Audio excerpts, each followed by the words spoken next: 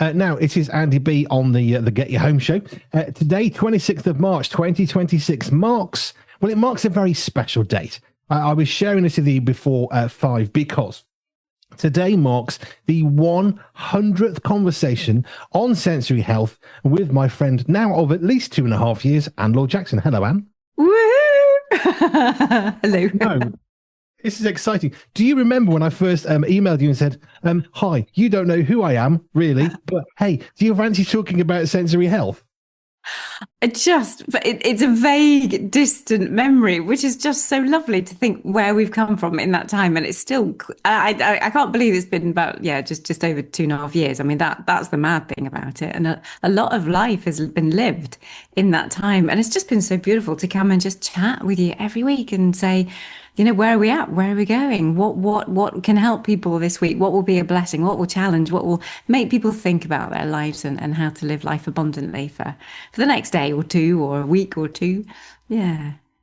I love the fact that as I was going through this with Peter, he was going through all of our YouTube vids and he was writing down the topics that we've covered. What do we talk about? And we haven't got them all here, okay? Because we've got 100 sessions and I've got maybe 20 in front of me. So he's done a pretty good job. He just went back so far. But I love the fact that, and I keep on saying this, and I've said this from the very beginning, we don't just talk about a child with ADHD who has sensory healthy issues, which I think for so many people is kind of the stereotypical generalized, well, that's what sensory healthy looks like when it's gone wrong. But as we will evolve today's session, we will see it's such a massively varied thing. It is.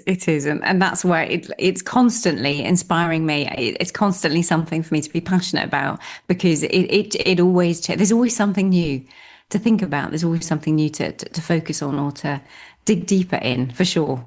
Mm-hmm. There really, really is. So let me just take the first one. These are not in any particular order, by the way. It's the way they came up on the search you did. Magazines and sensory health. Okay. Because we talked about the smell of the magazine, the sound as you turn the page, the texture and feel, the fact you can have a glossy print or a silky print, which is going to feel different in your hands, the tactile interface device we humbly call the magazine.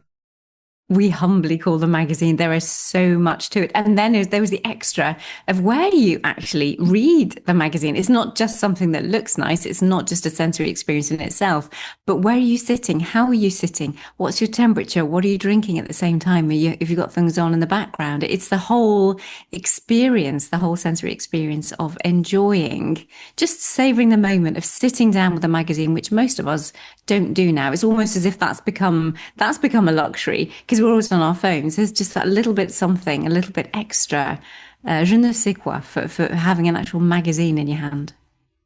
The thing is, we think, I'll buy a coffee. I'll go to the local coffee place. I'll buy a coffee. You spend, I don't know, 6-8 quid, maybe get yourself a little cake. Now you're up to sort of 12 to 14 quid.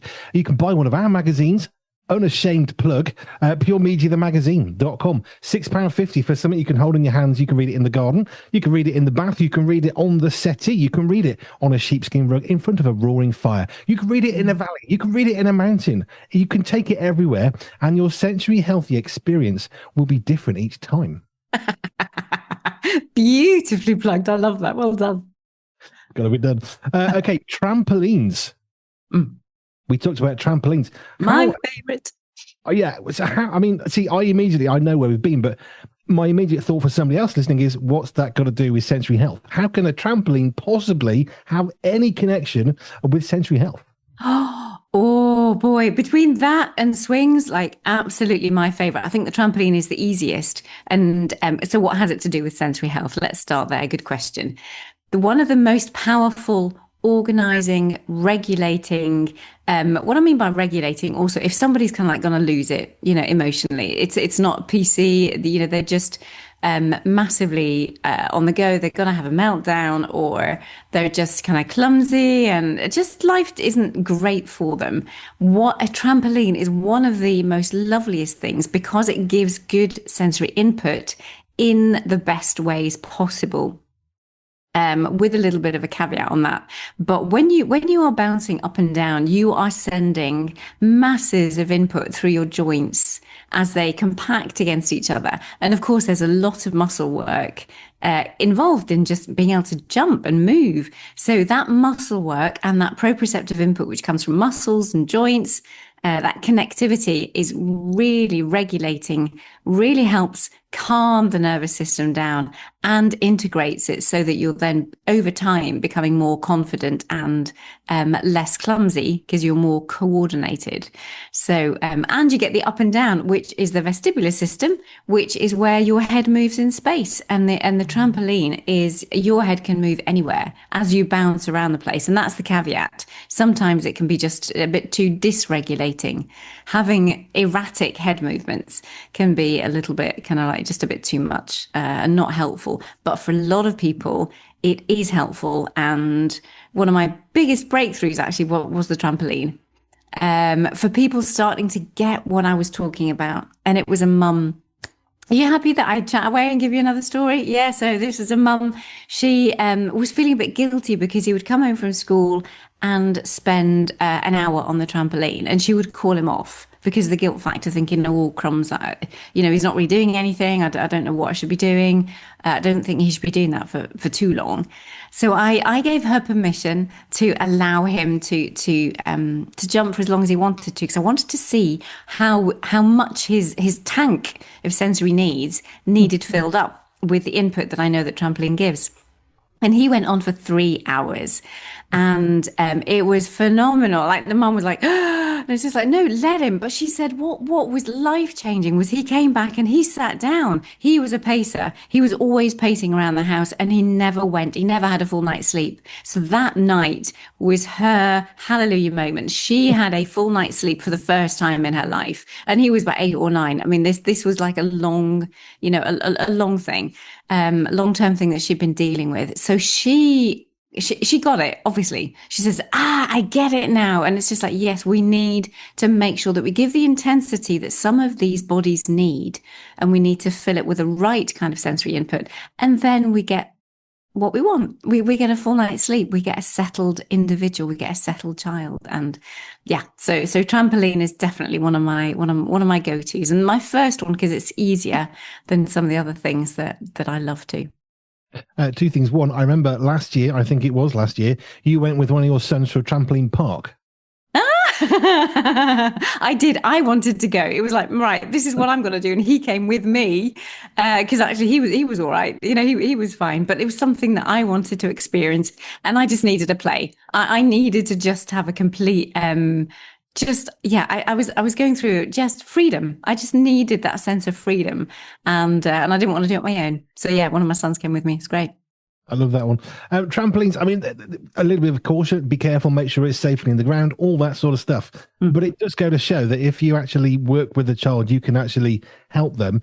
We've all often said, okay, stereotypes, generalizations, but we always end up going there because it's hard not to. But one of the classic stereotypes is the 12-year-old boy in a classroom on a hot day. It's history. They don't care. They're not interested. They can't sit still. Obviously, the assumption is they're misbehaving. They're badly behaving. They're rude. But actually, they just want to go and play outside and play football because they want to run around, because sitting still for an hour while someone drones about something they have no care about, it's not they're being bad.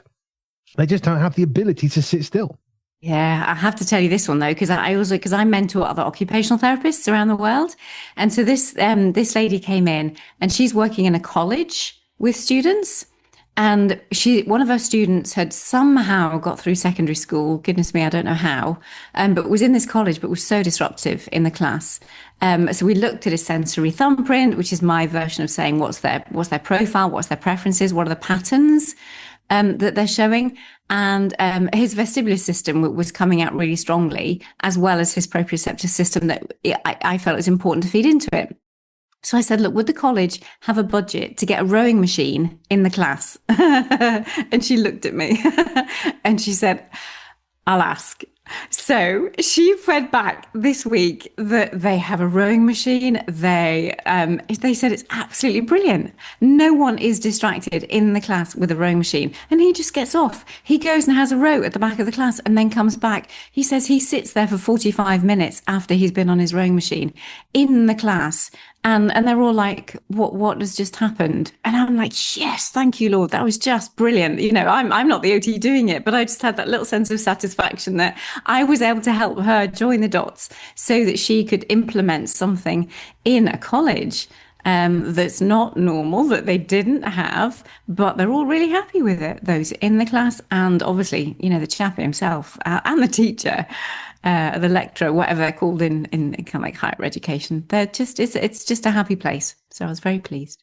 And if they're really sensible as a college, they will then hook that up to a thing that will actually start to get the electricity to pay for the school.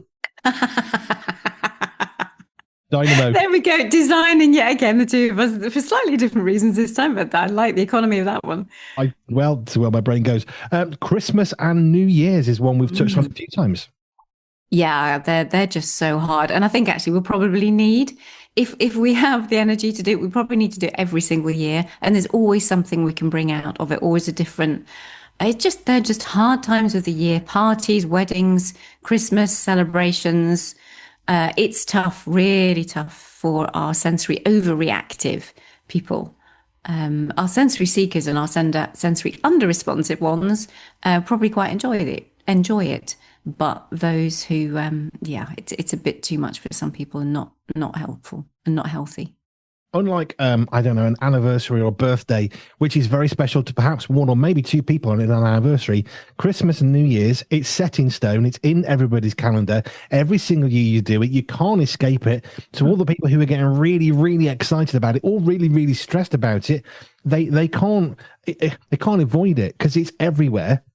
I'm kind of glad Christmas is, by the way, as a Christian. But it's one of those dates where, unlike a birthday where it's just one person who's probably getting really excited, everybody around you is in that same space of it builds up and we build up to it. And either it's really exciting or it's really not, depending on your perspective, your age, your situation, your circumstance.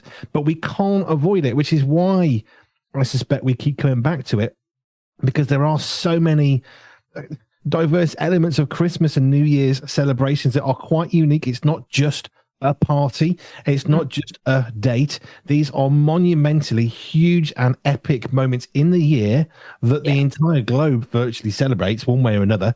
And that's why I don't think we're ever going to run out of talking about it.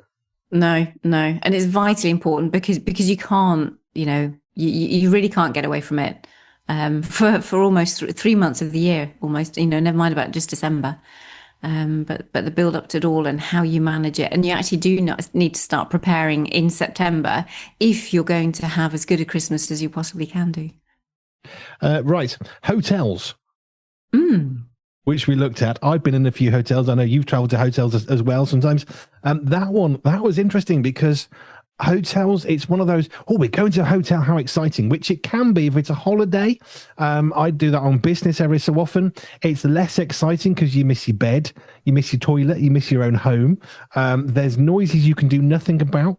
One hotel I was at with Nathan, the end of last year, 2025, there were people in the hotel who seemed to have a desire to make as much noise banging doors, running up and down the corridor with unruly children. So any of the joyfulness gone.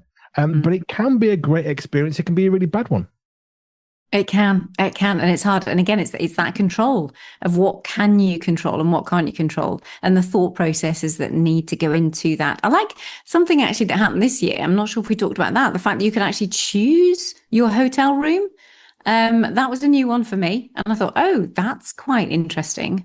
Obviously I then had to go online and work out where things were in the hotel and what does it mean and where does it look onto or out to. And in the end, I didn't bother. I just thought, actually, it really doesn't bother. It doesn't bother me. But I liked the concept and I thought, well done. That's a good move. I guess if you've been to that hotel and you were especially happy with the room, the position, whether it's higher or lower in the hotel, or perhaps the view was one that you quite like because it was a brick wall that everybody hates, but you think, yeah, but no one can look in the rooms, well, I'm happy. Depending on your perspective, actually, I can understand how that could be a good thing. But if you don't know the hotel, honestly, what's the point? Yeah, I mean, and that's what I just thought. I thought, oh, I like the idea, but yeah, it really wasn't. It wasn't going to give me anything extra. Maybe if it had a sea view, but then you normally, they tell you, you can see that right from the very beginning if you've got a sea view or if you haven't. So Here's one I remember quite well. We tried to do a thing on pens and pencils, and we ended up designing the end of the pen that you hold with all different colors and textures. That was a good fun, that one. Oh, it's just nice. We all need a bit of fun sometimes. I can't remember any of it. That's the one thing. I'm the best person to tell a secret to because, my memory's like a sieve, so it's absolutely super. I've got one here. So, What are you fishing out? I've got a pen. Okay, it's a very boring pen. All right, big bio. That's fine. You know what it is. But we talked about this. How I quite like my pens. I've got a squishy end. And that for me is quite nice. When I'm writing on a piece of paper, I can squish the end of the pen. It's quite nice. It's got little ridges on it. And we said, hey, we could have either ridges or little circle shapes. You can have different colors. So you end up putting the pen that's the writing part into the bit you hold, screw it in, and then you got yourself your bespoke pen. If you've got left-handed or right-handed, you can left and right-handed pens, depending on which way you're holding. There is such a thing. I'm not going to make a joke about left-handed screwdrivers, but anyway. But we had some fun with that one because we talked about the differences, and even the smells of the ink are different. Fountain pen's much stronger because it's much more liquidy, whereas something like a big biro, you don't really smell the ink quite so much. So yeah, we had good fun with that. Yeah, it's great. Just thinking, recently I've connected with a school in the Netherlands and, chatting with them and explaining certain things. And they were telling me that they're working with a left-hander at the moment. And she said, oh, do you know just what you said about changing the orientation of the paper because they're left-handed? She said that was amazing. So we've drawn a line on the table and we now make sure that, he orientates his paper according to what works better for him because he's left-handed. So it's just like, oh, thank you. And it's nice to be global too. Some of the simplest things just make such a difference. What else? I'm not going to read them all. Brand new parenting is one we did. That was good fun because you've then got sleep exhaustion.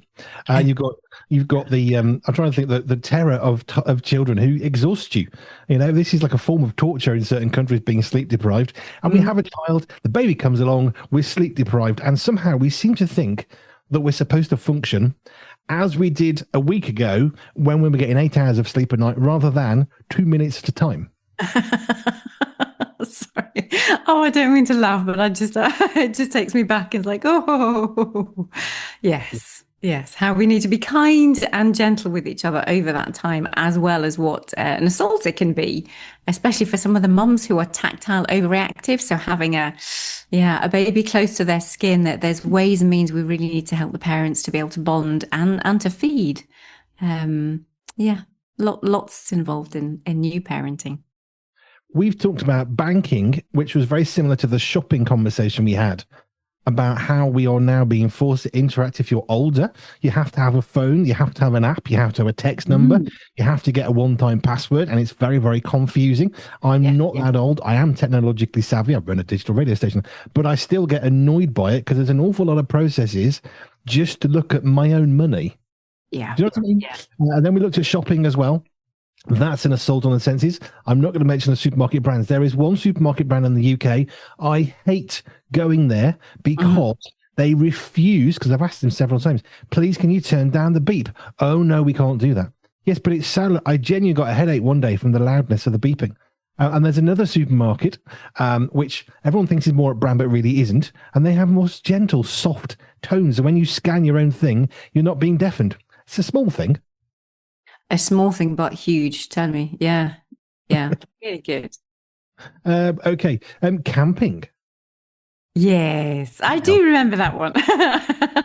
I think because actually the memories are more are more about the negatives of the sensory experiences of camping for me, and therefore the memory is well embedded, and that's what we're talking about, isn't it? Like memory and sensory processing. The senses are so powerful, connecting memories together, both for good and for not good. So it's how we can use in, especially with some of our those who've had a fair amount of trauma in their lives, how we can use the senses for positive and be aware of it, to try and protect them from being triggered by things that are not going to be so helpful for them.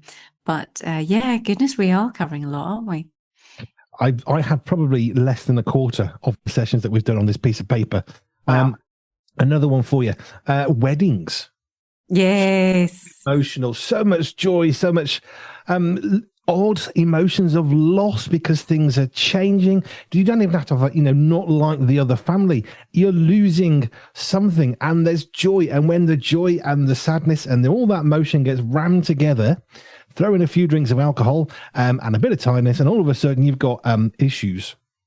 And you've got to be wearing different clothes, and that's the one of the biggest issues, apart from the normal celebration stuff that's difficult for my sensory folk to deal with.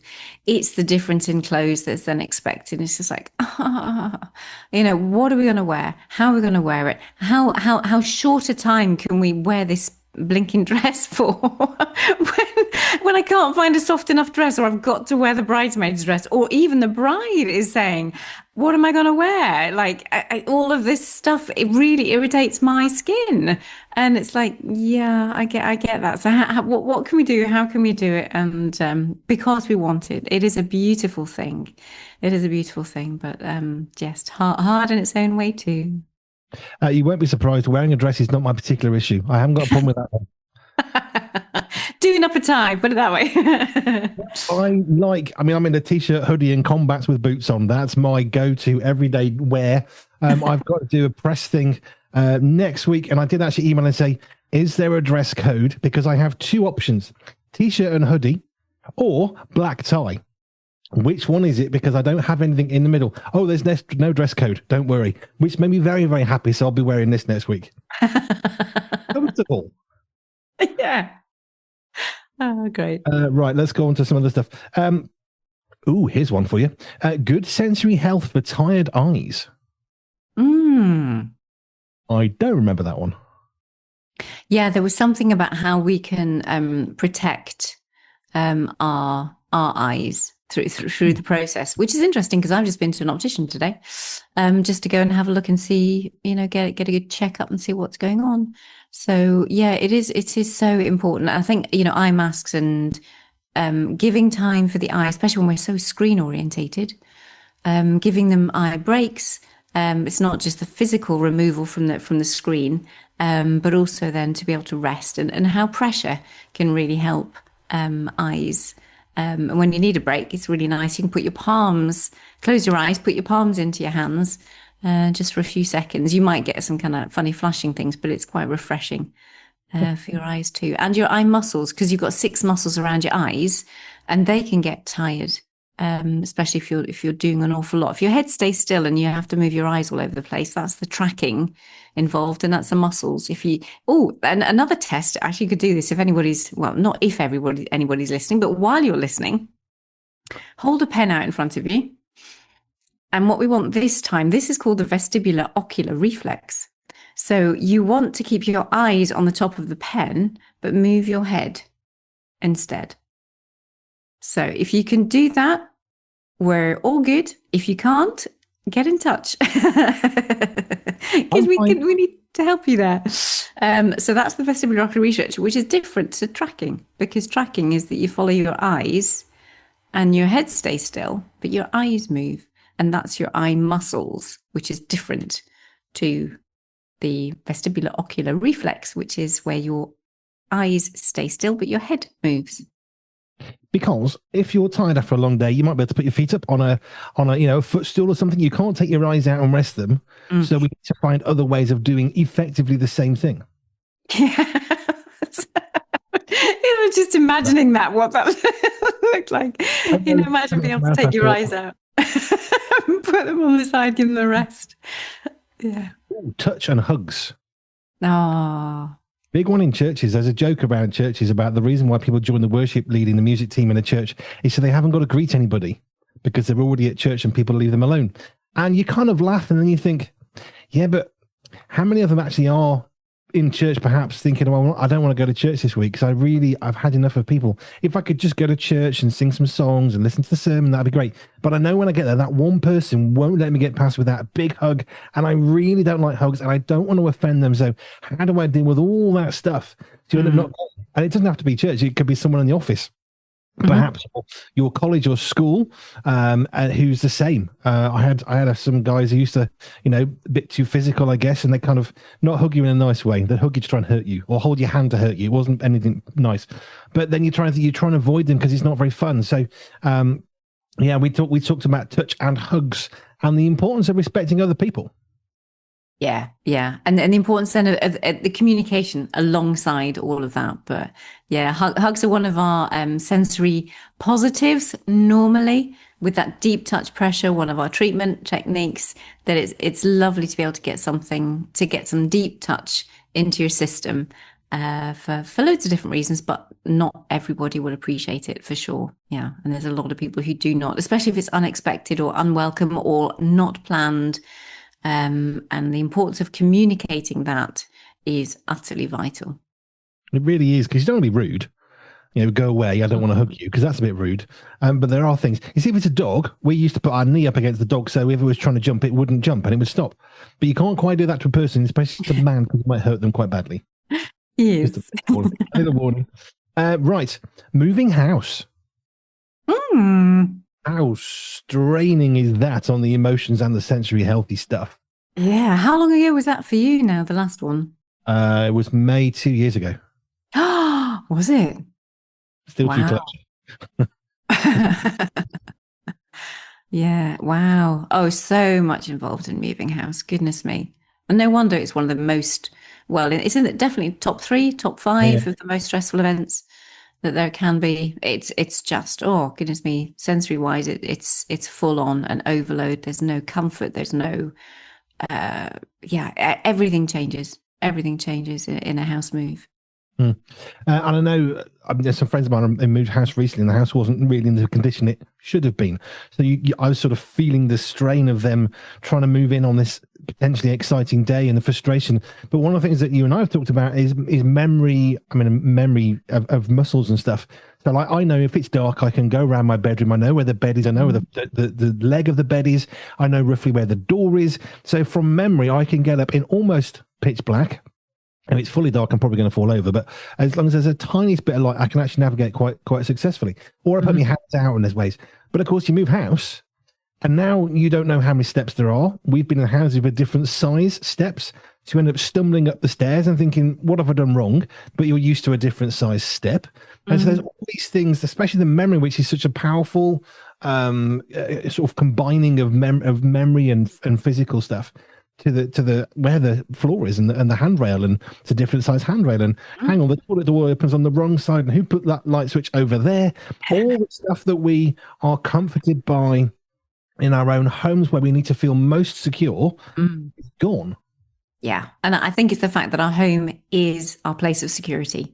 That's why the children, when they come home from school, they're a nightmare, because they can finally be themselves. They need to what, people call it letting off steam, but they need to regulate their nervous systems, which is what they're doing. But it's because they can do it in a safe space. They weren't able to do that, unfortunately, a lot of them in the school environment. So it all comes out. It all comes out at home, but that's because it is the safe space. So if anybody's wondering, what am I doing? What am I doing wrong? It's not. You are doing absolutely everything right, because your home is the safe space, and that's where folks are relaxed to be able to be who they need to be. But when the home changes, if you're moving house, that's really tough, because all of that security, all of that comfort, all of that, I know where things are. I don't have to think. That's the thing. There's so many, when things are new, when sensory experiences are different, there's so much more brain power needed to process the very simple things of going upstairs, of going to the toilet at night. Where do I, where, it just so much is unknown, and the brain needs to learn all of this stuff all over again. And it does take its toll on brain function and on our energy levels, on our sustainability, on our kindness to each other sometimes, and on our emotions. So it's a tough thing. It's a good thing though. Yeah. And let me finish here, because this is the one topic that, in our office at least, it always comes up. Oh, are you going to talk about that again? Because that was really good fun. I think we talked about this particular topic maybe 18 or even 20 months ago. It's a long time ago. And it always comes up every time I'm coming up to my show. Are you going to talk about that again today? Car and truck cab design.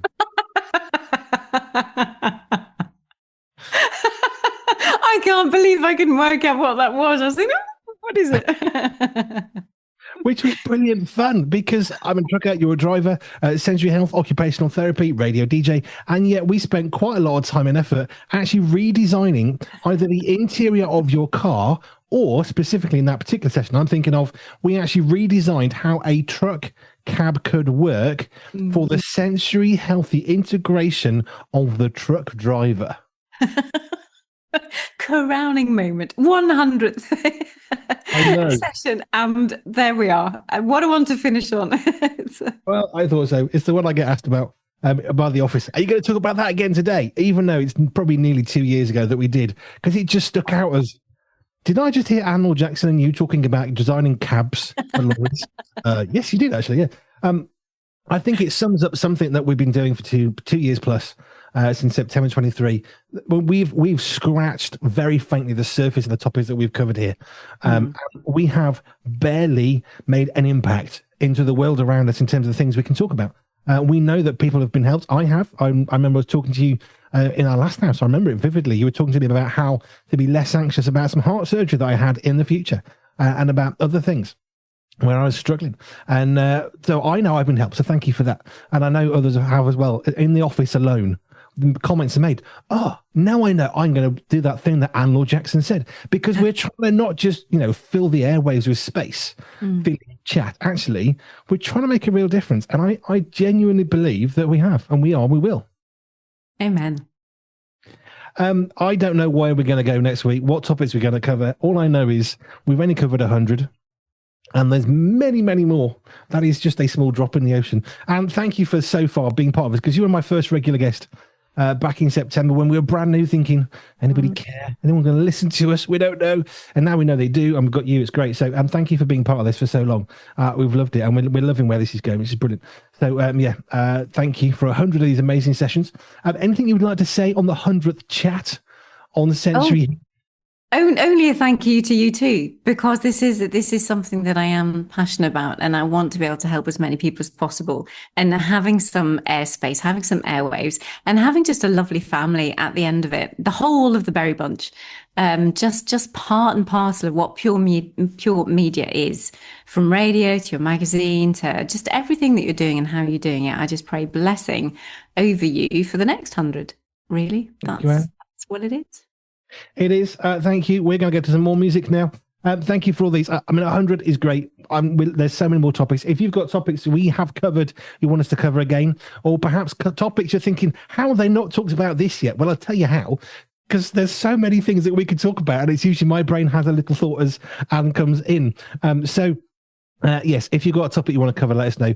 Email hello@pure247radio.org. Hello@pure247radio.org. You can send your questions, your topics, or could you cover that topic again, please? That'd be really cool. Then let us know. That'd be great. Anne Laure Jackson of Sante on Jersey. Thank you if you want to connect with Anne. It's best thing, pure247radio.org. pure247radio.org/ALJ. And you can connect with Anne Laure Jackson and more. Brilliant. Thank you. Till next time.